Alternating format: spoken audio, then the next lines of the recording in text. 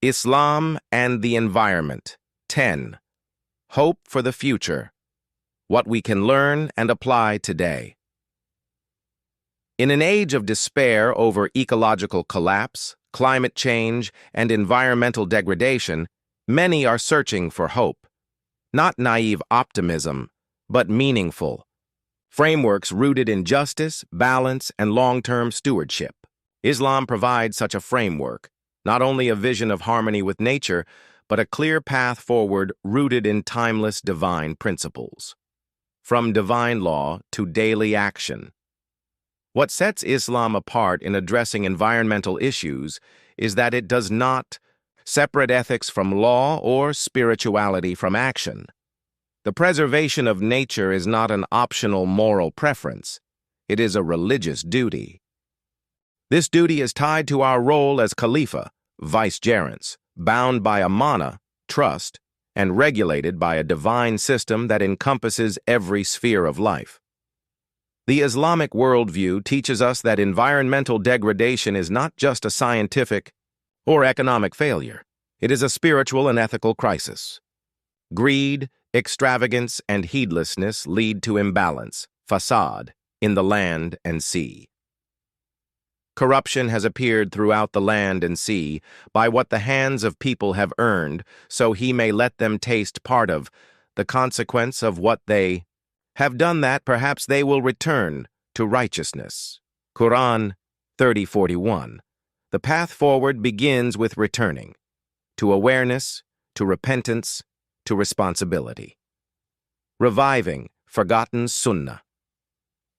Across this series, we have seen how the Prophet Muhammad embedded ecological consciousness in daily life. He forbade the waste of water even when next to a river, encouraged tree planting, describing it as an ongoing charity, prohibited unnecessary harm to animals and vegetation, called for cleanliness of public spaces, and practiced restraint and simplicity in consumption. These were not isolated acts of kindness, but reflections of a worldview in which humans are part of nature, not above it. Reviving these forgotten sunnahs, whether as individuals or institutions, is a critical first step toward a more sustainable future. Islamic civilization, a legacy to learn from. Muslim societies once led the world in ecological design. From the Qur'anic irrigation systems of Persia to the Waqf-based green endowments in Ottoman cities, sustainability was not a trend. It was integrated into governance, architecture, education, and law. These examples remind us that faith-based approaches to the environment are not new.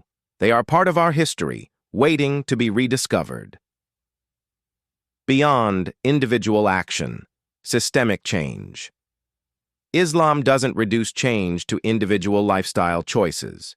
While every drop counts, the Islamic vision calls for a comprehensive, systemic transformation of how we relate to the earth and its resources.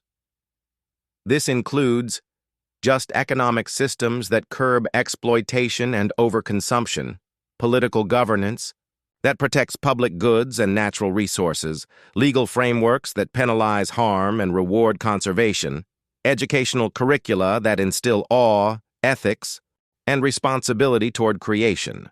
The goal is not only sustainability, but flourishing for people, animals, and the planet itself. A message to the world.